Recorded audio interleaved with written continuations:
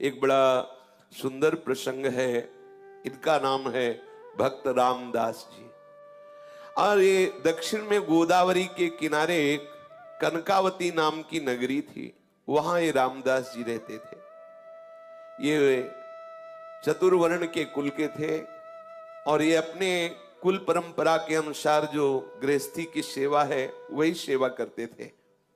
अत्यंत दैन्य और अत्यंत गरीब, सीधे पूरे शरीर में ठीक से पहनने के लिए वस्त्र भी नहीं थे, खाने के लिए कोई ऐसी व्यवस्था नहीं थी। अगर आज वो सेवा ना करें जो उनके कुल की है तो दूसरे दिन उनके यहाँ रसोई नहीं जलेगी, ऐसी कोई अन्न की भी व्यवस्था नहीं थी। रोज का रोज कमाना और अपने परिवार का भरण पोषण करना, आए हुए अतिथि की सेवा करना, और सत्संग से बड़ा प्यार था उनको। ये दंपति एकमात्र केवल भगवद आश्रित, कोई संपत्ति नहीं, किसी भी तरह का किसी से कोई व्यवहार नहीं, क्योंकि व्यवहार लोग धनी मानी से करते हैं, गरीब अकिंचन से नहीं करते हैं। इनके एक लड़का था और ये सदैव अपने कुल की जो सेवा है वो जूता गांठने की, वो बीच बाजार में जाके बैठते, किसी के फटे पुराने जो पादुका है उसको सिलते, या कहीं ऐसा संयोग बन जाता तो नई पादुका बना के बेचते, जो उससे मिलता उससे अपने परिवार का पोषण करते और सत्संग जाते। ये बड़े महिमा की बात है। जब कहीं सत्संग में रुचि होने लगे तो समझ लेना कि अब प्रभु आपके ऊपर बरस पड़े हैं। सत्संग में रुचि होना अर्थात भगवत प्राप्ति का मार्ग खुल गया है, क्योंकि सत्संग सुनने वाले को निश्चित निश्चित अविद्या का नाश करके भगवत अनुराग की प्राप्ति होती ही होती है।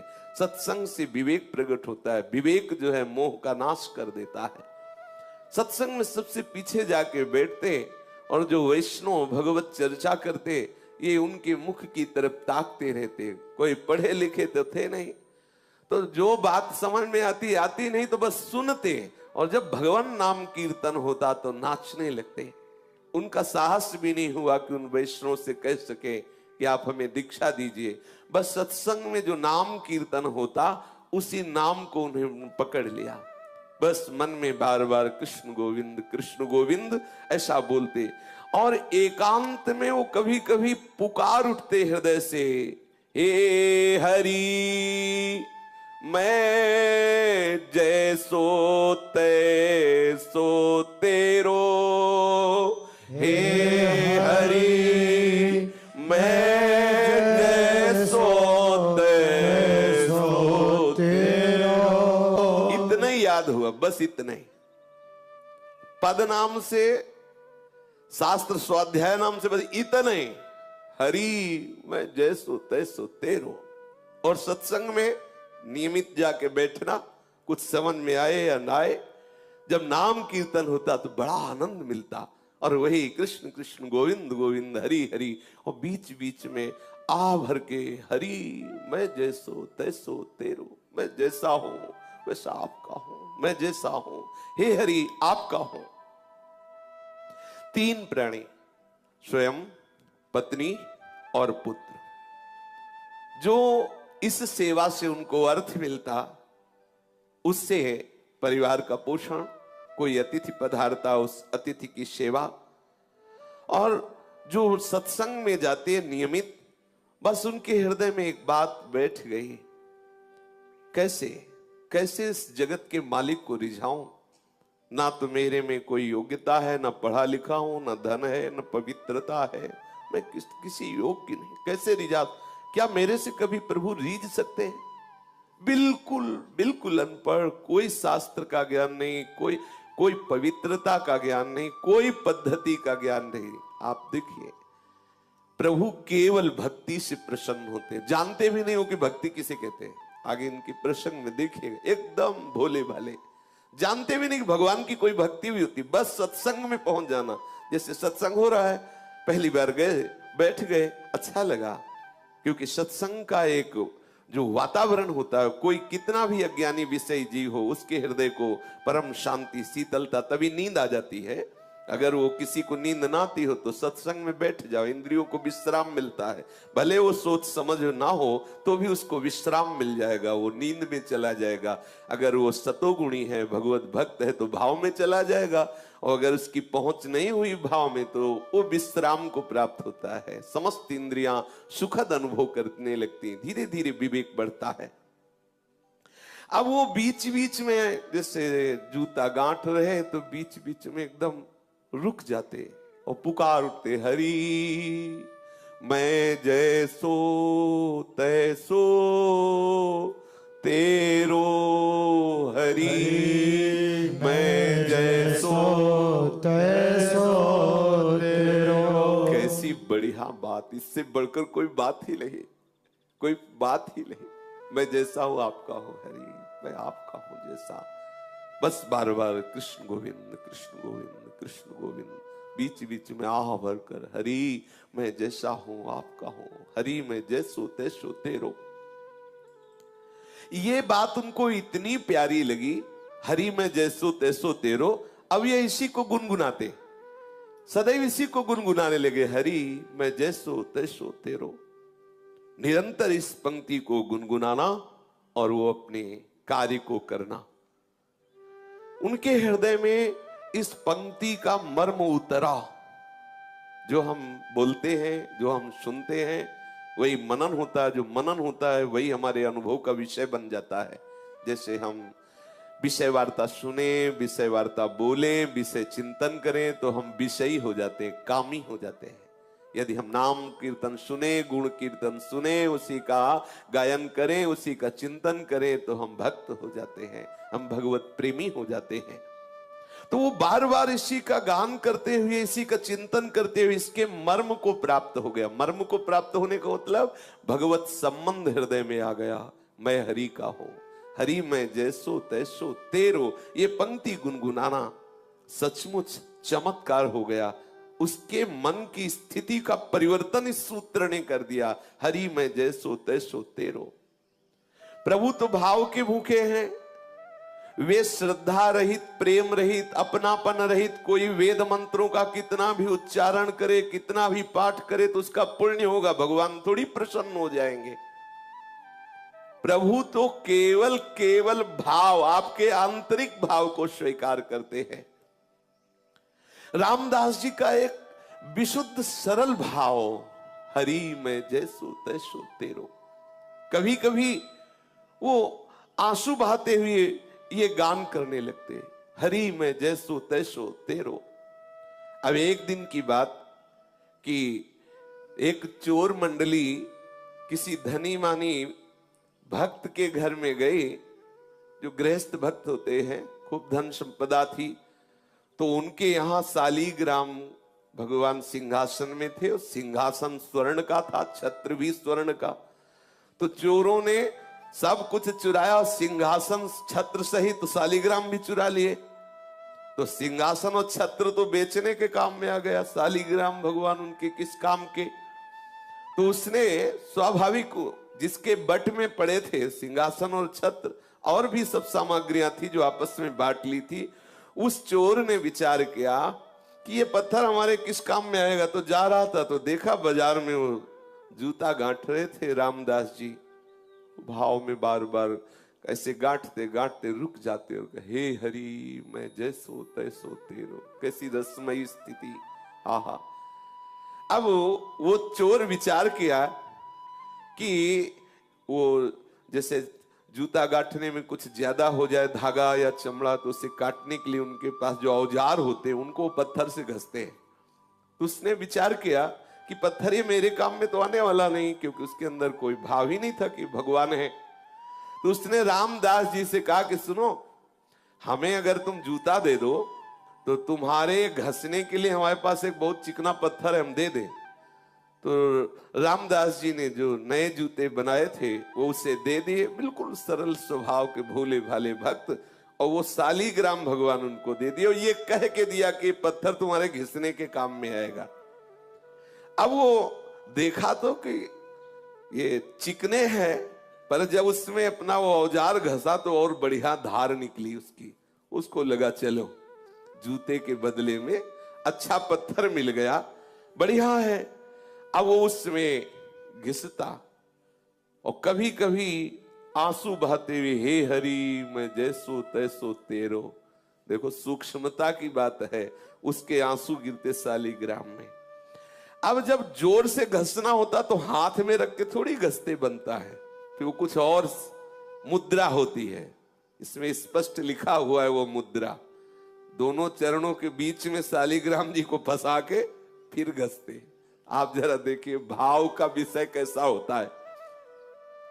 अब वो हृदय में बड़ा आनंद मिलता, क्योंकि भगवान चक्र चिन्ह से चिन्हित शालिग्राम भगवान को इससे कोई मतलब नहीं है। ये तो क्या कर रहे हैं, बड़े बड़े रिझवार और बड़े लीला बिहारी हैं। अब चोर के द्वारा दिए हुए शालिग्राम का यहां ये प्रयोग हो रहा है। दूसरे की पादुका गांठना, उसमें धागा बढ़े तो उससे जो काटते हैं वो यंत्र उनका, उसको उसमें रगड़ते। ये एक दिन कोई पंडित जी अपनी पादुका ठीक कराने आए, तो जब दृष्टि गई तो उन्होंने देखा कि अरे ऐसे शुभ चिन्हों से युक्त, जिसमें चक्र का चिन्ह बना हुआ है, ऐसे चिन्ह से युक्त तो साक्षात शालिग्राम है। ब्राह्मण ने कहा तुम्हारी बुद्धि मारी गई है, ये तुम क्या कर रहे हो? तो उन्होंने कहा अपने पत्थर से अपने औजार की धार निकाल ले। ब्राह्मण समझ गया मूढ़ आदमी, इससे क्या बात करे। तो उनका तुम जितने रुपए चाहो मैं तुम्हें रुपए दूंगा, ये पत्थर हमें दे दो, ये पत्थर हमें बहुत आवश्यक है, दे दो। समझा कि इसको समझाएं कि भगवान है तो इसके क्या समझ में आएगा, जब ऐसी हालत है कि दोनों पैर रखकर फिर इसमें अपना औजार घिसता है। ये तो साक्षात शालिग्राम भगवान है। ब्राह्मण ने सोचा कि जैसे बंदर को हीरा मिल जाए तो क्या जाने, ऐसे क्या जाने बेचारा। उन्होंने कहा कि तुम जितना रुपया चाहो मैं तुम्हें दे सकता हूं, तो ये हमें पत्थर तुम दे दो। मुझे अच्छा लगा, ये पत्थर मुझे दे दो, इसलिए मैं ले रहा हूं। अब उसने कहा कि मेरे तो बहुत काम में आए हैं ये पत्थर, लेकिन तुम्हारी इच्छा है तो मैंने ना पैसे दे के लिए हैं और ना तुमसे पैसे लेना है, आप ले जाओ, कोई बात नहीं है। ब्राह्मण ये सुन करके आनंदित हुआ और उसने वो शालिग्राम भगवान ले लिए। ब्राह्मण से कहा कि जो मैं मेहनत करता हूं जूता गांठ करके, उससे जो मिलता है मेरे परिवार का, उससे भरण पोषण होता है, मुझे इस पत्थर के बदले में कोई धन नहीं चाहिए, ले जाओ। कोई मुझे हवेली नहीं बनवानी, कोई मुझे सुख पूर्वक नहीं रहना, क्योंकि अगर सुख पूर्वक रहूंगा तो मैं भूल जाऊंगा प्रभु को। इसीलिए मैं जानबूझ करके उतना ही कमाता हूं जितने से रोज उधर भर जाए। इतना कह करके रामदास जी ने वो पत्थर दे दिया जो शालिग्राम भगवान है। पंडित जी ने देखा दुर्लभ सद्गुणों से युक्त तो शालिग्राम, बड़े आनंदित हुए, घर में आए, सुंदर जल से दुग्ध से अभिषेक कराया, सुंदर सिंहासन में विराजमान किया, षोडशोपचार मंत्रों से पूजन किया और ये विचार किया कि भगवान मेरी इस चेष्टा से प्रसन्न होंगे, क्योंकि वहां क्या सुख पा रहे थे और यहां हम उनको क्या सुख पहुंचा रहे। मंत्रों से उच्चारण करना, पंचामृत से स्नान कराना, तुलसी जी ऊपर विराजमान करना, आदि आदि जो पद्धति से सेवा पूजा है। अब पंडित जी की इस प्रकार की सेवा पूजा से ठाकुर जी असंतुष्ट हो गए। अब लियो कैसे न जाने कौन से गुण पर दया निधि रीझ जाते हैं। आहा, पंडित जी पूरी पूजा विधि जानते थे, पर हृदय से प्रभु के प्रति अपनापन नहीं था, भक्ति नहीं थी, प्रेम नहीं था। और ये अब आप समझ लो किस कोटि के भक्त है, कुछ ज्ञान ही नहीं है, परंतु इनके हृदय में है कि मैं प्रभु का हूं, प्रभु मेरे हैं।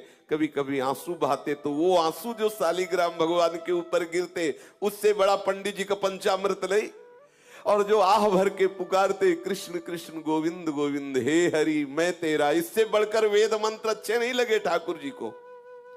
ठाकुर जी ने स्वप्न में एक वैष्णव का रूप धारण किया और उन ब्राह्मण से कहा कि तुम सीधे हमको उन रामदास के पास पहुंचा दो। हाँ, कहा कि ये तुम्हारा षोडशोपचार पूजन, ये पंचामृत अभिषेक और ये तुम्हारा सिंहासन में विराजमान करना मुझे बिल्कुल अच्छा नहीं।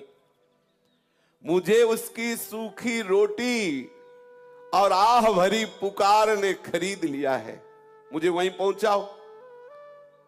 अब जब स्वयं स्वप्न में भगवान ऐसा आदेश कर रहे हैं तो उसके तो होश उड़ गए ब्राह्मण के, कि हम तो जिसे समझते थे कि वो तो अनपढ़ है, गंवार है, प्रभु इतना उसे प्यार करते हैं। अब हाथ में सुंदर वस्त्र पर शालिग्राम भगवान को लिया और भगवान से कहा कि आपको पता है कि आपके ऊपर वो औजार घिसता है, चंदन तिलक लगाने की बात जाने दो, सिंहासन में विराज वाले पैर रख के आप पे औजार घिसता, तुमको वो पसंद है? और षोडशोपचार पूजन, पंचामृत से स्नान, ये सब। प्रभु ने कहा जब वो आंसू बहाते हुए नाम बोलता है ना, कृष्ण गोविंद हे हरि मैं तेरा, मुझे इतना सुख मिलता है कि वेद मंत्रों से मुझे सुख नहीं मिलता। और जब वो मेरे ऊपर पैर रखता है तो मुझे ऐसा लगता है वो आत्मसमर्पण कर रहा है पूरा। ये यही है, इनसे कौन पार पावे?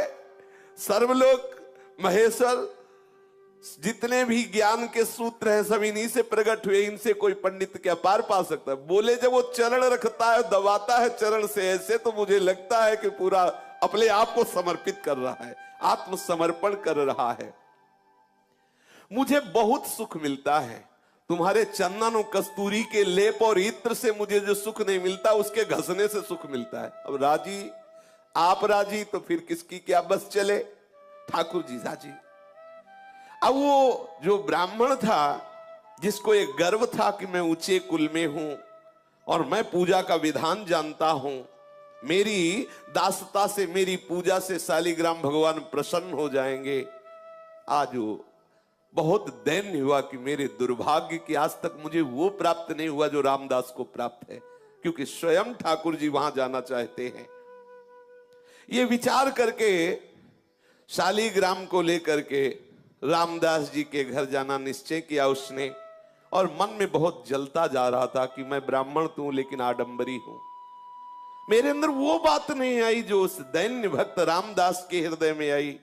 बार बार शालिग्राम को हृदय से लगा के विकल होकर कहने, देखो ये है किसी भी तरह से भक्त का संग हो जाए, किसी भी तरह, ये रामदास जी के दर्शन की, देखो ये दर्शन का प्रभाव। अब वो दैन्य होके जा रहा है, क्या प्रभु कभी मेरे भी हृदय में भाव आएगा? जैसी रामदास की भक्ति से आप प्रसन्न, क्या कभी मेरे अंदर भी भक्ति आएगी? मेरी पूजा आपको पसंद नहीं तो प्रभु मेरे को भाव दे दो, जिससे मैं रामदास जी जैसी भक्ति कर सकूं। अब आई बात, ये जो ब्रह्मणत्व का अभिमान, वेद ज्ञान का अभिमान धूर धूषरित हो गया। इसीलिए लिखा है, तिनकी संगति रहत जाति कुल मद सब नंसई। भगवत प्रेमी महात्मा का संग होते ही जाति का अभिमान, कुल का अभिमान, विद्वता का अभिमान, ये सब नष्ट होने लगते। देखो नष्ट हुआ अभिमान। अब वो डरा हुआ सा ब्राह्मण शालिग्राम भगवान को एक कपड़े में रख करके रामदास जी के घर आया और देखा तो होश उड़ गए। रामदास जी के आंखों से आंसू चल रहे हैं, बार बार मुख से निकल रहा है, हरि मैं जैसो तैसो तेरो, हरि मैं जैसो तैसो तेरो। मलिन वस्त्र है, फटे पुराने कपड़े हैं, शरीर में अपने आप अनुभव हो रहा है कि कितनी कृशता है, क्योंकि खान पान की सामग्री उचित है नहीं। और अब ये जो रोग बढ़ा है, हरि मैं जैसो तैसो तेरो, ये ज्यादा काम नहीं करने देता। क्योंकि मन में जब आनंद की उन्मत्तता होती है तो कौन बाहरी लोगों से बात करे, कौन बाहर जाकर के बैठे जिससे चार लोग आके खड़े हो। वो एकांत घर में बैठे बस बार बार पुकारना अच्छा लगता। उसको ये भी पता नहीं कि भक्ति है, ये भी पता नहीं, बस बार बार हृदय में यही अच्छा लगता, कृष्ण कृष्ण गोविंद गोविंद, हे हरि मैं जैसो तैसो तेरो। आंसू की धार बह रही है, धीरे धीरे वही गीत गा रहा है, हे हरि मैं जैसो तैसो तेरो। ये ब्राह्मण गए, जब देखा तो ओहो धन्य है, धन्य है, तुम्हारे माता पिता को धन्य है रामदास, तुम तो बड़े महात्मा निकले। हम तो समझ ही नहीं पाए कि तुम्हारी ऐसी ऊंची स्थिति है, तुम्हारे अधीन भगवान है। अब वो धीरे धीरे उसके नेत्र खुले, अब अपने भाव से बाहर आया।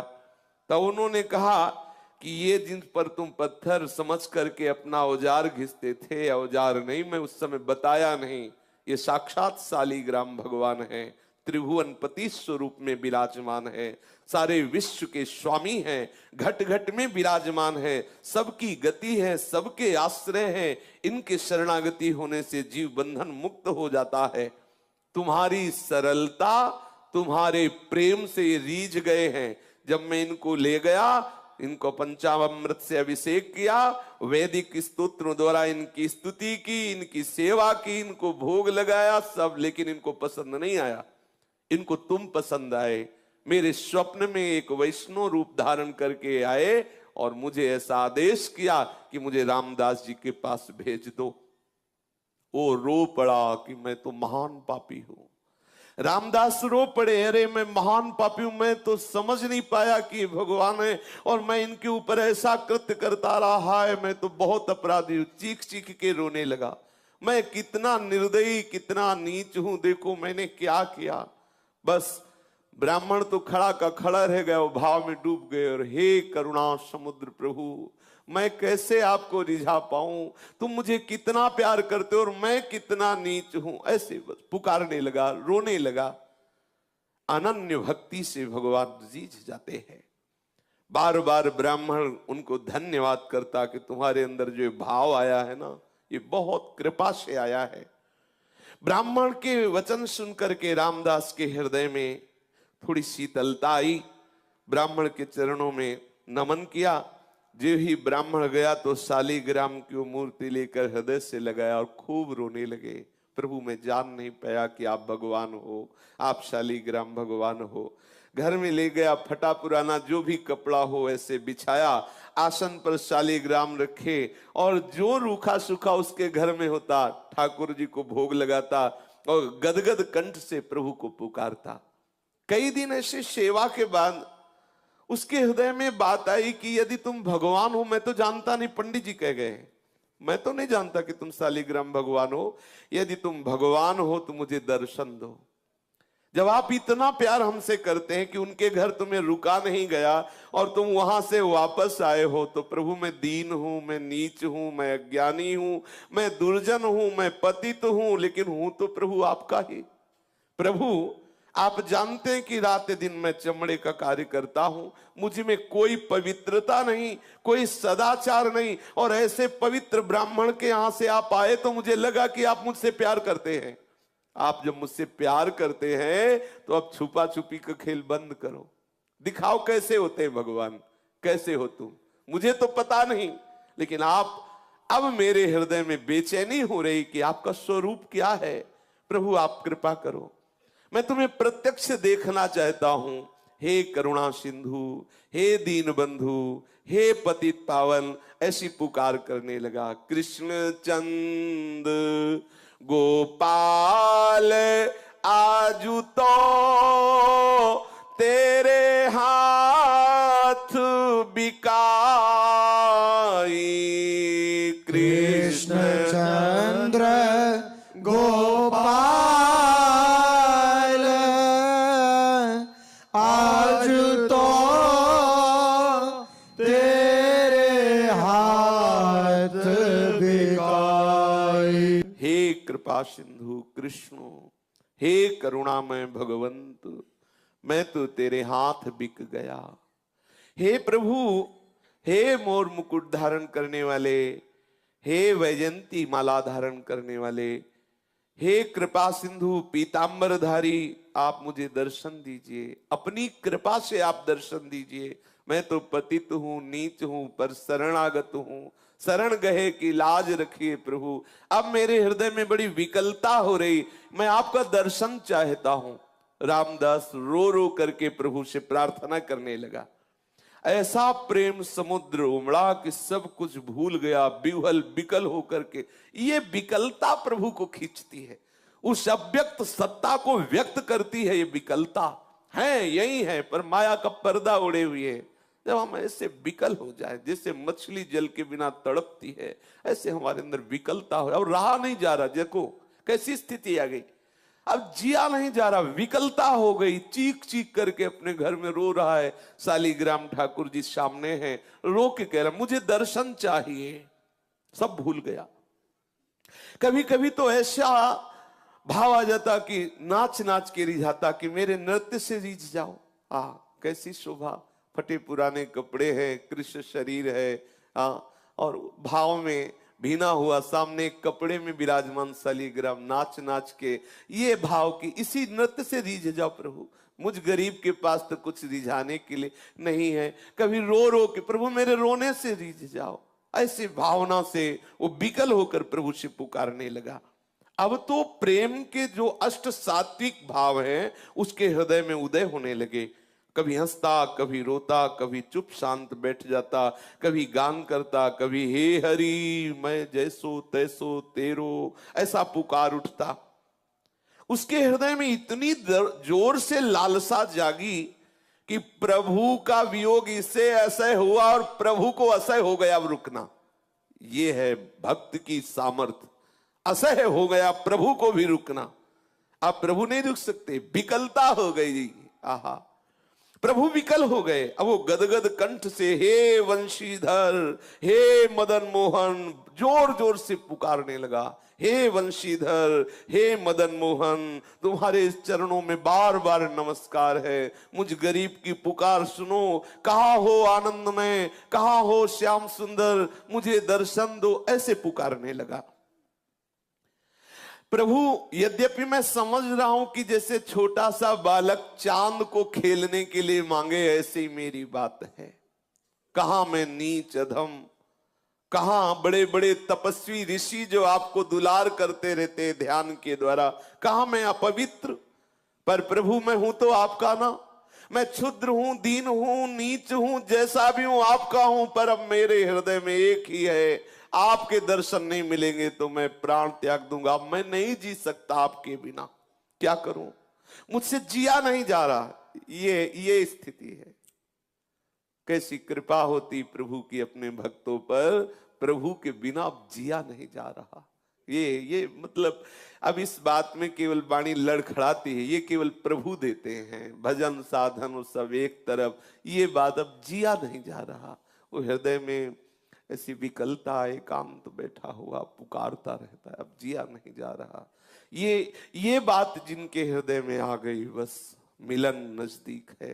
जब जिया न जाए, नहीं खान पान ते भावे, नहीं कोमल वसन सुहावे, सब विषय लगे ते खारा है, हरि आशिक का मग्न। अब कुछ अच्छा नहीं, बस अब जीवन है तो हरि से है, अगर नहीं मिले तो जीवन नहीं। ऐसी विकलता हृदय में। अब मैं तुम्हारे लिए ही जी रहा हूं, बस हमारा जीवन प्रभु के लिए है। प्रभु यदि आप न आए तो इस जीवन का अंत हो जाएगा, क्योंकि आप कुछ सुहाई नहीं दे रहा। मैंने तो कभी जाना ही नहीं कि तुम प्रभु हो। देखो मैंने आपका निरादर किया, पर आपने प्यार किया। मैंने निरादर किया, मैंने जाना ही नहीं कि तुम शालिग्राम के रूप में चोर के द्वारा मेरे पास स्वयं आए हो। मैंने जाना ही नहीं। मैंने तो औजार घिसा, आपके ऊपर चरण रखे, आपको माना ही नहीं कि आप भगवान हो। लेकिन आप मुझसे प्यार करते हो। मैं उसी प्यार की दुहाई दे के कह रहा हूं कि आप मेरे से मिल जाओ, मेरे से मिल जाओ हे कृपा सिंधु। तभी मेरे अंदर ये हिम्मत आई कि मैं ऐसा कह सकूं कि मेरे से मिल जाओ। दीन दयालु, मेरा साहस आपकी कृपा पर निर्भर है। बोलो, आप एक सदाचारी वेदज्ञ ब्राह्मण के यहां जाकर भी संतुष्ट नहीं हुए, मुझ मैले कुचेले आचरण वाले के घर आए प्रभु, इसीलिए मेरा साहस हो रहा है। आप एक बार मेरे नेत्र गोचर हो। यदि दर्शन ना देना होता तो ये आपने ललक क्यों लगाई? ये आपने ललक क्यों लगा? आप क्यों आए मेरे पास? क्यों मुझे सत्संग में ले गए? क्यों वो बातें सुनाई? क्यों अपना नाम अपनी जिह्वा पे लाए? क्यों ऐसी लीला की? मैं तो जैसा था वैसा पड़ा रहता, लेकिन आपने ही ये ललक लगाई, आप ही मुझे आगे बढ़ाए। तो अब आप मिल जाइए प्रभु, मैं जैसा हूं तुम्हारा हूं, अब मिल जाइए। बस बार बार यही, एक बार सांवरे ये अपना चांद सा मुखड़ा मुझे दिखा दो। मेरा चित्त विकल हो रहा है, हे मेरे मनमोहन करुणा की वर्षा कर दो। इस दीनहीन कंगाल के पास कुछ ऐसा नहीं है जिससे मैं तुम्हें रिझा पाऊं। इस प्रकार विकलता हुई। भक्त का विशुद्ध भाव भगवान को अधीन कर लेता है। इसी विशुद्ध भाव की स्थिति में कोई भी विकार उसके हृदय में नहीं टिकता। काम, क्रोध, लोभ, मोह, दम, ये सब नष्ट हो जाते हैं। हृदय एकदम द्रवित, निर्मल और आंसुओं की धार के रूप में हृदय बहने लगता है। रामदास जी की प्रेम भरी पुकार सुनकर के उस सर्वेश्वर प्रभु स्थिर न रह सके। वो एक वैष्णव का रूप बनाया और रामदास जी के घर पहुंचे। रामदास जी के तो आंसू चल रहे थे, प्रभु से पुकार रहे थे। वो मस्ती में झूम रहा था, कभी कभी नाच पड़ता, कभी कभी अश्रु प्रवाह करते हुए कुछ बड़बड़ाता जो समझ में भी नहीं आता। कभी कभी शालीग्राम की मूर्ति उठा के हृदय से लगाता, चूमता, अपने नेत्रों में लगाता। कभी कभी मूर्ति लेके नाचने लगता, कभी मूर्ति को रख के साष्टांग दंडवत करने लगता। ऐसे और भगवान वहां खड़े हैं वैष्णव रूप। प्रेम दशा का निरीक्षण करके मुस्कुराते हुए उससे बोले, अरे भैया, ये तू नाच कूद क्यों मचा रहा है? कुछ मिल गया क्या तेरे को? ये बड़बड़ा क्या रहा है? ये काम धंधा छोड़ करके ये हाथ में क्या लिए है शालीग्राम के लिए? प्रभु वैष्णव रूप में घर गए और ऐसा पूछा। रामदास जी को आवाज सुनाई दी तो बाह्य चेतना हुई। आंख खोल करके देखा कोई वैष्णव है। साष्टांग दंडवत प्रणाम किया। सामने देखा दिव्य मूर्ति, द्वादश तिलक लगाए हुए कोई वैष्णव खड़ा है। विनीत भाव से हाथ जोड़कर कहा, प्रभु मैं तो महामूर्ख और अपवित्र नीच प्राणी हूं। मेरे से अपराध ही बनते रहते। मैं क्या आपके प्रश्नों का जवाब दूं कि मैं किसको लिए हूं, क्या बड़बड़ा रहा हूं, क्या बोल रहा हूं? मन का कुटिल हूं, विद्या बुद्धि बिल्कुल है नहीं, पवित्रता का तो लेश नहीं है। पर ये जब से मिले, शालीग्राम दिखाया और कहा, ये जब से मिले तब से मेरे हृदय में कुछ हो रहा है, बेचैनी हो रही, मुझसे अब जिया नहीं जा रहा। वैष्णव ने कहा कि तुम इन्हें भगवान समझकर पूजते हो? हाँ हाँ भगवान है, ऐसा ब्राह्मण ने बताया है। इसीलिए मेरे अंदर एक आकांक्षा हो गई कि मैं भगवान को साक्षात देखना चाहता हूं। मुझे दर्शन नहीं हुए।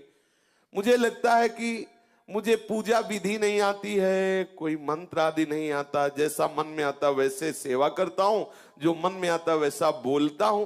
क्या दीन दयालु प्रभु मेरे पे रीझ जाएंगे? ओ वैष्णव से ऐसा रामदास जी पूछते हैं। रामदास जी ऐसा कहते कहते चिल्ला चिल्ला कर रोने लगे कि मुझे न पूजा विधि आती, न वस्तु पूजा की है, न कोई शास्त्रों का ज्ञान है। क्या प्रभु मेरे से रीझ जाएंगे? वैष्णव वेशधारी भगवान ने आश्वासन दिया और कहा कि भाई ये तो ठीक है जो तुम कर रहे हो, लेकिन भगवान के दर्शन की बात तुम्हारे हृदय में आई, ये ठीक नहीं है। और भगवान ये वैष्णव रूप में आए। अरे बड़े बड़े देवता, योगी, मुनिजन कितने काल तक तपस्या करते हैं, ध्यान धरते हैं, समाधि में रहते हैं, वो दर्शन नहीं पाते तो तुम जैसे मनुष्य को कैसे भगवान दर्शन देंगे? मेरी बात मानो, ये दर्शन की बात तो छोड़ो और अपना काम धंधा करो। थोड़ी देर भजन साधन कर लिया करो जैसे कर रहे हो। वैष्णव की इन बात को सुन करके मानो रामदास का हृदय फट गया हो। उनकी आंखें खुली की खुली रह गई। आह भर कर तो क्या मुझे भगवान नहीं मिलेंगे? आह, ये प्रीति है। यही भगवान देखना चाहते कि कैसा मेरे भक्त में मेरे मिलन की व्याकुलता होती है। आंखें खुली की खुली रह गई। वैष्णव कह रहे हैं भगवान का दर्शन बड़ा दुर्लभ है। योगी मुनियों के समाधि भाव को प्राप्त महात्माओं के ध्यान में भी जो नहीं आते, वो मुझ जैसे नीच को कैसे दर्शन देंगे? बात ठीक कह रहे ब्राह्मण देवता, वैष्णव देवता। वो विकल हो गए, आंसू गिराने लगे और कहने लगे, देव आपका कहना सत्य है, मैं बिल्कुल अधिकारी नहीं हूं कि मुझे भगवत साक्षात्कार, पर क्या करूं, अब मुझसे जिया नहीं जाता। ये खास बात है, जिया ना जाए प्रभु के बिना, रहा ना जाए। मैं नीच हूं, पापी हूं। मेरे पाप और नीचता को देखने पर लगता है कि कभी भगवान मुझे नहीं मिलेंगे। पर प्रभु पता नहीं, मेरे हृदय में एक आनंद की लहर उठती है। ऐसा लगता है प्रभु मिलेंगे, ऐसा लगता है प्रभु मिलेंगे, क्योंकि मेरे हृदय में ऐसा आता है प्रभु मुझे प्यार करते हैं। ऐसा लगता है मेरे को, यद्यपि मैं किसी योग्य नहीं हूं, पर हृदय में ऐसा लगता है प्रभु मिलेंगे। ऐसा लगता है ये दया के समुद्र प्रभु मुझे जरूर दर्शन देंगे, मुझे ऐसा लगता है। जैसा रूप रंग उनका हो, जैसा उनका शास्त्रों में वर्णन किया गया हो, जैसे सुहागिनी स्त्री केवल अपने पति को ही देखती है, ऐसे ही हे वैष्णव देवता, मेरा हृदय केवल केवल प्रभु के लिए है। आप बिना दर्शन किए मुझे चैन नहीं, मेरे हृदय में लगता है कि वो मुझे मिलेंगे। मेरे स्वामी बड़े करुणा सिंधु, तुम भले ऐसा कह रहे हो, चाहे जो कुछ हो मुझे दर्शन मिलेंगे, और ऐसा कह के नाचने लगा, मुझे मिलेंगे, अवश्य मिलेंगे। यही बार बार सत्संग मुझे से कहते, निश्चय करो इसी जन्म में भगवत प्राप्ति होगी। कोई आके कहे तो इस बात से मत टलना, मुझे इसी जन्म में प्रभु मिलेंगे। आपका ये बार बार चिंतन निश्चय प्रभु को विवश कर देगा, और वो आपसे प्रभु का मिलन हो ही जाएगा। रामदास जी नाचने लगे, फिर विकल होकर के पुकारने लगे, और प्रभु खड़े हुए देख रहे हैं उसकी भावदशा को, जैसे सुतीक्ष्ण जी की भावदशा को भगवान श्री राम छुप करके देख रहे हैं। मीठे स्वर में फिर बोले, वैष्णव स्वरूप भगवान, बेटा रामदास, तेरा जीवन धन्य है। देख, मैं वैष्णव भेष में तेरे को देखना चाहता था कि तू मेरे प्यार में कितना विकल है। देख, मेरे को देख। जब ऐसा कहा तो आंख खोल के देखा तो वैष्णव नहीं थे, वो वैष्णवों के आराध्य देव थे भगवान श्याम सुंदर। अनंत अनंत कोटि सूर्यों जैसा प्रकाश जिनकी श्री चरण नख से प्रकाशित हो रहा था, अचानक आंख खुलते ही आंख मुंद गई, इतना तेज। उसने देखा कि मदन मोहन त्रिभंगी लाल बंशी अधरों पर धारण किए हुए ललित त्रिभंगी स्वरूप से बड़े आनंद मुद्रा में विराजमान है, और रामदास जी की ऐसा सुंदर रूप, वो तो आनंद समुद्र में डूब गया कि अभी तक मेरे से भगवान ही बात कर रहे थे। रोज मिलते रोज वैष्णव जनों को, आप भी पहचानना, किसी न किसी रूप में आके वो ठिठोलिया करता है, किसी न किसी रूप में आके वो रोज मिलता है। पकड़ना, रोज परीक्षा करो, कहीं इस रूप में मेरे प्रभु तो नहीं आ गए, कहीं इस रूप में मैं चूक न जाऊं, मेरा प्रीतम किसी, यही तो वैष्णवता है, सब रूपों में झांकना, मेरा प्रीतम आया है इस रूप में। आप निश्चित देखना, एक दिन वो पकड़ जाएगा, और वो जैसे रामदास जी के सामने अपनी उस छद्म भेष को हटा दिया, ऐसे ही हटा देगा। वो किसी रूप में रोज आता है, वो ऐसा नहीं है, करुणा का समुद्र है, वो रुक नहीं सकता, नहीं रुक सकता, वो तुम्हारे पास ही है, रोज तुम्हें दुलार करता है। सच्ची मानिए, जिस दिन ऐसी विकलता हो जाएगी उस दिन वो पर्दा हटा देगा, और ऐसा ही सुख मिलेगा जैसा रामदास जी को मिला। सामने देखा सच्चिदानंद घन विग्रह प्रभु श्री हरि श्री कृष्ण चंद्र, पूरा घर प्रकाश से युक्त है। अब तो उछल पड़ा, आनंदित हो गया, वो सारी की सारी व्याकुलता आनंद में बदल गई। महाअमृत में सुख, बार बार प्रणाम कर रहा है। सामने नौ किशोर ठाकुर ललित त्रिभंगी विराजमान है, बार बार प्रणाम कर रहा है, बार बार श्री चरणों को स्पर्श कर रहा है। स्तुति करना चाहता पर आता नहीं है कुछ, इसलिए ऐसे कुछ बोलने की चेष्टा करता है। प्रभु उतने में ही मंद मंद मुस्कुरा रहे हैं। फिर अचानक भगवान अंतर ध्यान हो गए। अब तो पुनः दर्शन के लिए छटपटाने लगा, भूमि पर लौटने लगा, बड़ी ही तन्मय स्थिति हो गई। योग वियोग की आनंदमयी अवस्था में डूबा हुआ निरंतर, कभी देख रहा है भगवान उसके समीप है, कभी देख रहा अंतर ध्यान हो, ऐसी विकलता। एक बार दर्शन होने के बाद फिर कभी ऐसा नहीं होता कि प्रभु नेत्रों से उजल हो जाए, बस जाते हैं नेत्रों में। ऐसी ही आनंदमयी स्थिति में उसका शरीर पूरा हुआ, और वो नित्य पार्षद स्वरूप धारण करके प्रभु की नित्य सेवा में उपस्थित हो गया। इसीलिए देवर्षि नारद जी कहते हैं कि भगवत प्राप्ति के लिए, भगवत मिलन के लिए कोई ऐसा नहीं कि आप उच्च कुल में जन्मे हो तो ही भगवान मिले, या वेदों के पारंगत विद्वान हो, या बड़े दानी हो, तपस्वी हो, आदि आदि हो तो तुम्हें प्रभु मिले। प्रभु केवल केवल अपने भक्ति भाव से मिलते हैं। हृदय में प्रभु के प्रति अपनापन हो और तड़पन हो तो निश्चित प्रभु मिल जाएंगे। शेष चर्चा आगे। श्री राधा वल्लभ लाल की जय।